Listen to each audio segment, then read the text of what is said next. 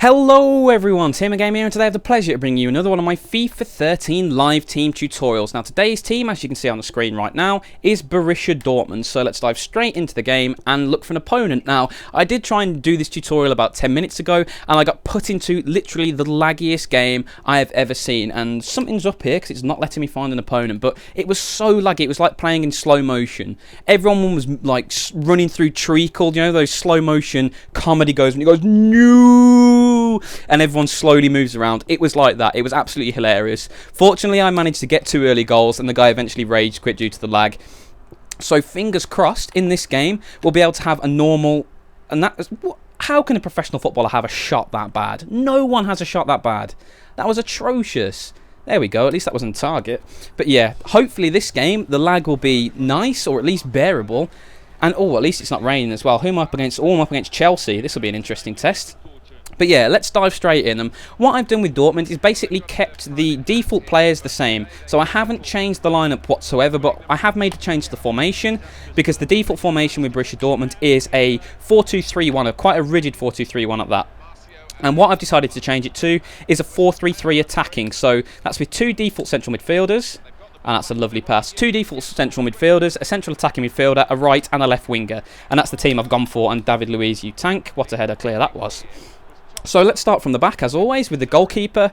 Weidenfeller in goal, 82. He's not as good as some of the other keepers you see, but bearing in mind this is a 4.5-star team, so the vast majority of keepers he's up against he will be better than. Unfortunately, because of the matchmaking, it's decided to put me against Chelsea, who are a 5-star team. But even then, yeah, Petr Cech is not much better than Weidenfeller. He's a very, very solid goalkeeper. No, you can rely on him all the time pretty much. So that's the goalkeeper out the way. Let's move to the fullbacks. Now, first fullback I'm going to talk about is Schmelzer. Schmelzer's your worst player, and he has a 78 rating. So that just goes some way to show just how good Dortmund are. Now, Schmelzer, he's a very, very decent centre-back. He has no real problems. Oh, that would have been unfortunate if that had bobbled to Hazard then. He has no problems, but at the same time, he has no real strengths as well. He's not one of those fullbacks who can charge around the field. He does have reasonable stamina. He has 88 stamina, but his pace isn't that great. So you don't want him getting too far up the pitch, because he can be caught out on the counter-attack. And this is the major danger with... This is the major danger with Dortmund, because they've had both of their fullbacks have a little bit of a pace hit. Because I think in the early editions of the squad, Piszczek had pace in the 90s, and now his pace has dropped down to about the mid-80s. And what you could do before, pretty much, and that was a nice move from the lad, just managed to shut it down at the right time, but what you could do is basically be so attacking and just have, oh hello, Blaszczykowski's in miles, you could just have Piszczek come across the back 4 and cover very, very easily. So, oh, good save. Oh, what? That was so lucky he was offside, because he would have been immediately shot at dawn for a miss that bad. But that was a little bit butchered. I should have really scored there. But never mind. Yeah, but you've got to be careful with the counter-attack when you're Dortmund, because you've got a lot of players who like to get forward. And you know, I'll move on to that briefly just after I've had the shot with Marco. Never mind. Win that. Win it. Well done, Mario. Oh, pass. Pass. Oh, great effort. But yeah, the 2 centre-backs are very, very solid. Just be careful with the full-backs. You know, don't charge them upfield, especially as Piszczek's had a little bit of a pace hit. You know, they're not as good as they were, but they're still very, very good players. Moving into central defence, they are one of the top 5 partnerships on the game, I think. And Mats Hummels is an incredible player on FIFA. He's absolutely insane. He has 90 heading, he has 88 interceptions. You know, both of his tackling stats are in the high 80s. You know, my defending is a bit shoddy at the moment, but never mind.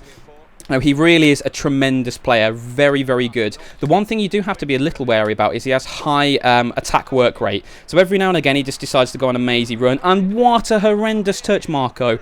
Go in! Yes, he's made up for it. It was all part of his grand plan. Marco Reus, you legend. But never mind. Right, back to Hummels, yeah. Hummels has high attacking work rate, so you do need to be a little bit careful with him, because occasionally he does a Sergio Ramos, just barrels his way upfield, and it leaves you very, very open to that counter-attack I was talking about. And this links in back to the fact that Piszczek's had a bit of a pace hit. You can't rely on him just to hoover up anymore. So that's one thing you do have to be a little wary about. But like I've said, his defensive stats are incredible, and he's alongside Nevan Subotic, another very, very solid player. But just quickly to mention, I don't know if I mentioned it earlier. I've had a bit of a brain fart and forgotten what I've said in the last couple of seconds. But Mats Hummels also has very, very good distribution stats. He has passing, both short and long passing, in the low 80s. So there's very few defenders who have stats that good, really. Oh, I should have just done an X dink instead of a square dink. Well in, Sven. He's done well there. Right, let's just roll. Oh, too late on the skill. Did the right skill at the wrong time. But yeah, so just be careful with Hummels. Don't charge him up. But if you are in a bit of space with him, don't be afraid to hit a long pass, because he can certainly do that. And Subotic is one as well, with a slightly strange attribute. He has, I think it's 81 shot power. His long shots are only 60, so don't go pinging them from all over the place. He's not a Danny Agger. He won't ping it in, ridiculously. But one thing he does have, under hit the cross. He does have a shot. If it drops him on the edge of the area and you are in space, don't be afraid to have a shot with him, because every now and again he just ping it into the top corner and you think, oh, that was a decent effort. So that's one thing to keep in mind. But yeah, this is such a good back four for Dortmund. They really are a fantastic side. So that's the defence. Let's move up into midfield. And this is where the major choice is, because most of Dortmund's team pretty much picks itself. But the real choice is in central midfield, because they have three midfielders pretty much the same rating. They have Gundogan, who's an 82. They have Sven Bender, who's an 81. And they have, what's his name? Nuri Sahin. There we go. Had slipped out my mind for a bit there. But yeah, Nuri Sahin, who's also an 81. So this is the choice, and what you see some people do is drop Sven Bender and place Sahin in midfield, and I would strongly argue against this, because Nuri Sahin is a very, very good midfielder, there's no doubt about it, and that was terrible defending! Oh, I thoroughly deserved to concede there. That was bad defending, but yeah. Nuri Sahin's very, very good on the ball, but he is immobile. And when you consider, because Gundogan's your best midfielder, he's 82 rated. Most people play him all the time. He is a very, very attack-minded defender. He has attack-minded midfielder, sorry. He has dribbling in the high 80s. He has ball control in the high 80s. Both of his passing stats are in the mid 80s. He's very, very good at what he does. And why can you not pass the ball 5 yards, lads? He's very, very good at what he does. So, do you really want to have two midfielders in a team which is so full of attacking talent? Do you really want to have both of your central midfielders just to be incredibly offensive? Personally, I don't like that. I want my teams to be nicely balanced. And I think having Bender alongside Gundogan is the perfect balance, because Bender has high defensive work rate. There's a bit of a body check there, but got away with it. He has high defensive work rate, and he has the stamina trait, which is engine. So he will run around. He will protect you very, very well. Oh, Blaszczykowski, good work. Eventually. Oh, good save. No, he's boomed it over. Oh, you are incompetent, lads. That was a really lovely move, though. So yeah, the Gundogan-Bender partnership in midfield is very, very good, because they complement each other very nicely. You've got Sven there for just that little bit of extra solidity. And then you've got Gundogan for the attacking flair. Very nicely balanced midfield. So let's move up the pitch again. Let's go to central attacking midfielder first, and Mario Götze. And I'm absolutely devastated that Mario Götze has left Dortmund, because Dortmund are one of my favourite teams. And next season they're going to be slightly worse, which doesn't matter who they get to replace him, that he's not going to be as good as Götze. And Götze's stats are absolutely tremendous.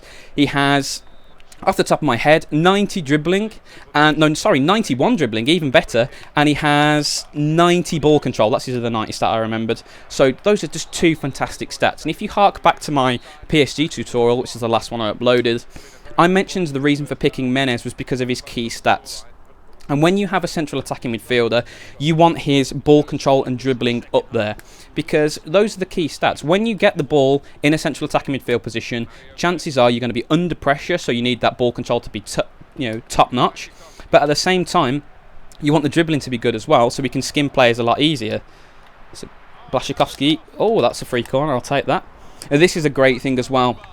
If you get your back four up, and I've taken it with Schmelzer, no, win the header. No! It's Nevan.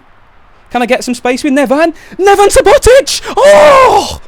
Cracking effort, lads. Absolutely cracking effort. But yeah, never take a corner with your fullbacks, because it leaves them so much time out of position. It's just a bad idea.